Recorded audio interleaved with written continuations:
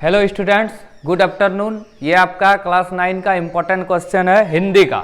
हिंदी भी जरूरी है आपको एग्जाम में, अगर मार्क्स लाना है तो सब विषय को ध्यान में रखना है, तो उसी तरह हिंदी भी जरूरी है आपके एग्जाम के लिए। तो चलिए देखते हैं, हम सेट 1 से शुरू करते हैं। मैथ का और साइंस का सेट बना दिए हैं, और इंग्लिश का जो नहीं देखे हैं जाके चैनल में देखिए, चैनल को सब्सक्राइब कीजिए, लाइक कीजिए और एक एक कॉमेंट कीजिएगा। चलिए हिंदी देखते हैं। जो कुछ नहीं पढ़े हैं ये सेट से ही पढ़ सकते हैं और पास हो सकते हैं। चलो देखो अब बताते हैं।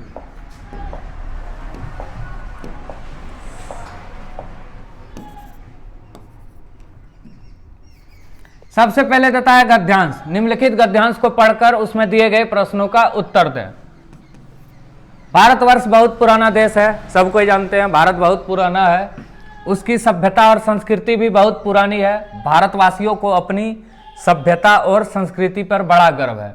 वैज्ञानिक आविष्कारों द्वारा प्राप्त नए साधनों को अपनाते हुए भी जब अनेक अन्य देशवासी अपने पुराने रहन सहन और रीति रिवाज को बदलकर नए तरीके से जीवन बिताने लगे, तब भी भारतवासी अपने पुरानी सभ्यता और संस्कृति पर डटे रहे और बहुत काल तक यह देश ऋषि मुनियों का देश कहलाया। विश्व के मानव जीवन के उस नए दौर का असर पूर्ण रूप से भारतवासियों पर पड़ा है। नहीं पड़ा है मतलब हवाई जहाज की सैर और सुविधा के मिलने के बाद भी पैदल की जाने वाली तीर्थ यात्रा, मतलब हवाई जहाज चलता है फिर भी कुछ लोग जो है पैदल यात्रा करते हैं, तीर्थ यात्रा करते हैं। 5 नक्षत्र वाले होटलों में साबरबात की सुविधा होते हुए भी, 5 नक्षत्र मतलब 5 स्टार होटल, इसमें साबर की सुविधा है। साबरबात में जो झरना है उसकी सुविधा है, फिर भी आदमी गंगा स्नान करता है, संध्या वंदना करता है, मतलब ले दे के भारत के बारे में है। चलो अब क्वेश्चन देखते हैं। 1 नंबर, भारतवर्ष कैसा देश है? बहुत पुराना देश है। देखो यहां लिखा है, पुराना नहीं बहुत पुराना। अब आगे, कौन देश ऋषि मुनियों का देश कहलाता है? भारत के बारे में ही बात हो रहा है, तो भारत देश जो है ऋषि मुनियों का देश है। देखो यह लिखा है, यह देश मतलब भारत देश। कौन देश? भारत देश। अगला, साबरबात का क्या अर्थ है? झरना स्नान। अभी तुरंत बताए, साबरबात मतलब क्या होता है? झरना स्नान। चलिए अब आगे,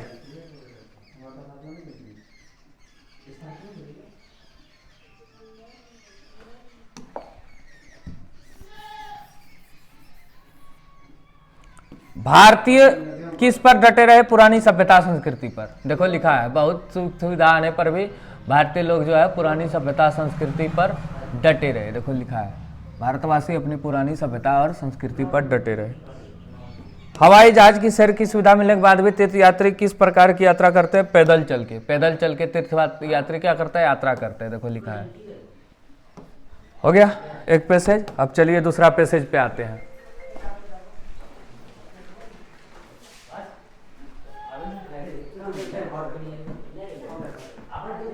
निम्नलिखित गद्यांश को पढ़कर उसमें दिए गए प्रश्नों का उत्तर दें।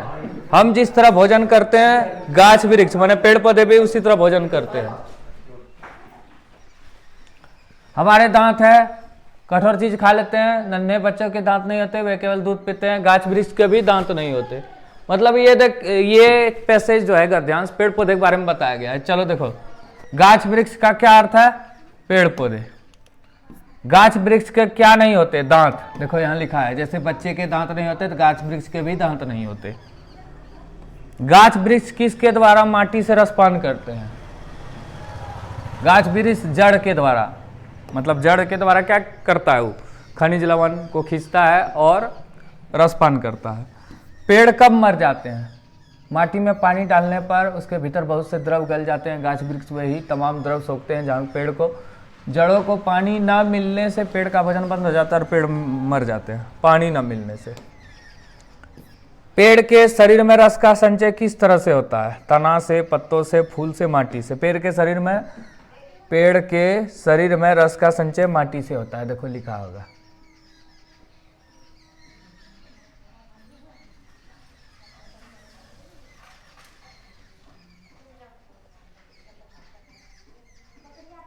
देखो ये माटी से होता है भोजन का संचय, रसपान करता है माटी से।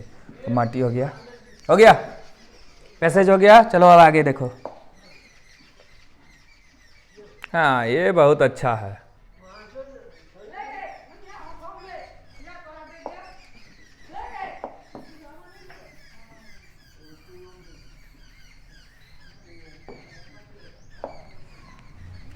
नीचे दिए गए पत्र लेखन के रिक्त स्थान को सही विकल्प द्वारा भरें। मेरा प्रिय मित्र नमस्कार, तुम्हारा क्या मिला? 11 नंबर पत्र मिला। क्या मिला? पत्र मिला।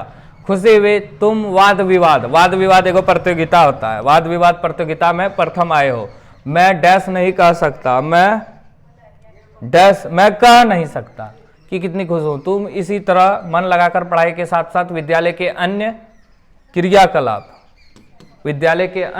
क्रियाकलाप में भाग लेते हो, इससे तुम्हें डैश फायदा होगा, बहुत फायदा होगा। हो गया। अब पात्रांत करता हूं तुम्हारा अभिनमित अनुराग। हो गया पत्र ये। चलो 15 नंबर तक हो गया, मतलब 2 गद्यांश और 1 पत्र लेटर। चलो अब आगे देखो। अब ग्रामर का कुछ सेक्शन है, वहां पे ध्यान देना है, समझ गया? ग्रामर। विद्वान का स्त्रीलिंग रूप क्या है? विदुषी। विदुषी स्पेलिंग भी याद रखना। एक का बहुवचन होगा अनेक। क्या होगा? एक का बहुवचन अनेक। जो जो इसमें दिया है वो एक एक आएगा। अगला, इनमें से कौन संख्यावाचक विशेषण है? 4 आदमी।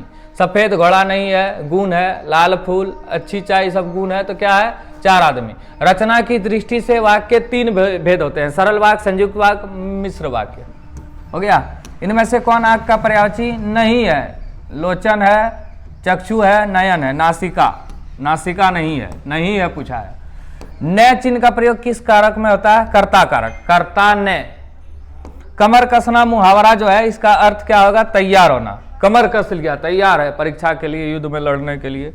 गालियां तो गंदे बच्चे देते हैं, वह घर गया और काम में लग गया। वह घर भी गया और वह काम में भी लग गया, तो ये संयुक्त वाक्य है। हो गया। अब आदर का सही विलोम निरादर या अनादर होगा। देखो निरादर दिया है तो निरादर होगा।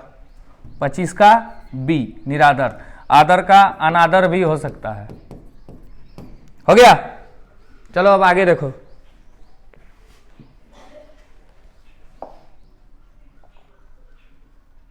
अब किताब का आ गया। जैसे इंग्लिश में हुआ था सेम उसी तरह यहां भी हो रहा है।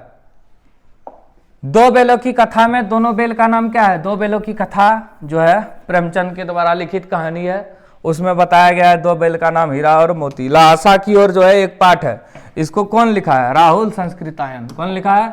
राहुल संस्कृतायन। देखो यहाँ पे ऑप्शन में दिया है सी नंबर में,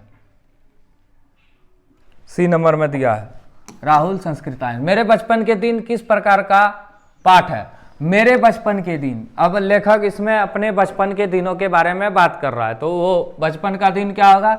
एक संस्मरण है।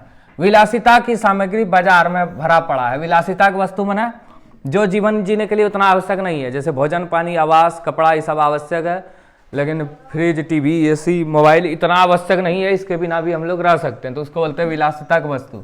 तो ये उपभोक्ता की संस्कृति से लिया गया है। चलो 30 नंबर आ गए हैं। इनमें से कौन हास्य व्यंग के रचनाकार है? हरिशंकर परसाई। हास्य व्यंग माने क्या हुआ?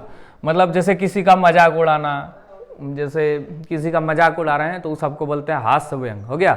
चलो अब आगे चलते हैं। अब ये सब भी बुक का ही है। किसको सब श्वासों की श्वास में कहा गया है? ईश्वर को।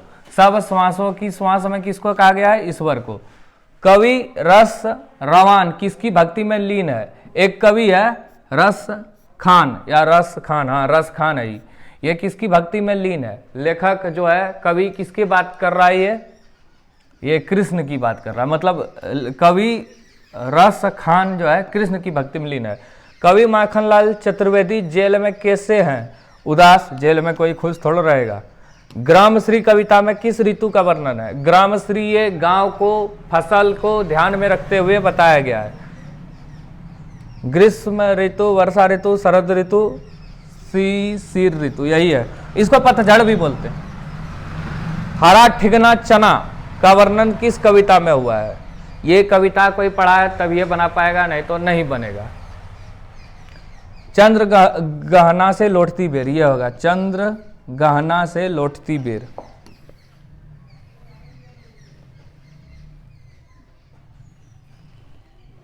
चलो अब लास्ट है 5 गो।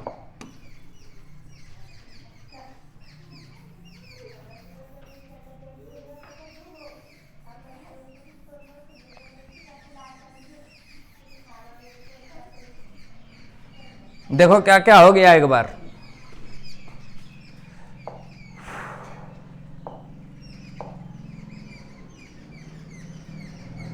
ये हो गया 1 नंबर से।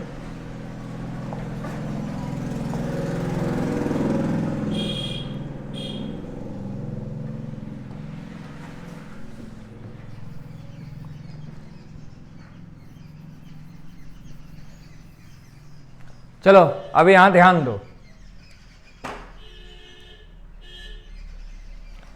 रीढ़ की हड्डी पाठ के लेखक कौन है? जगदीश चंद्र माथुर। मृत्यु का तरल दूत किसे कहा गया है? पानी को, नदी को, तालाब को, बाढ़ को? बाढ़ से ही मृत्यु आती है, बाढ़। माटी वाली कहानी में किस समस्या पर प्रकाश डाला गया है? बेरोजगारी होगा एक तरह से, दिमाग लगा के भी बना सकता है। जैसे तरल दूत मतलब तरल रूप में है, लिक्विड रूप में है, लेकिन मृत्यु का कारण है बाढ़। रीढ़ की हड्डी, ये तो याद करना पड़ेगा, किताब का है, इसको समझने बुझने से कुछ नहीं होगा, इसको याद करना पड़ेगा।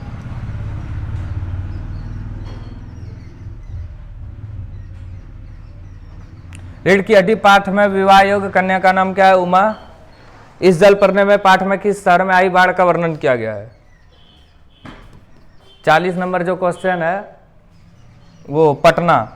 ये एक देखो, ये माटी वाली कहानी में बेरोजगारी नहीं होगा, ये होगा विस्थापन, सी नंबर।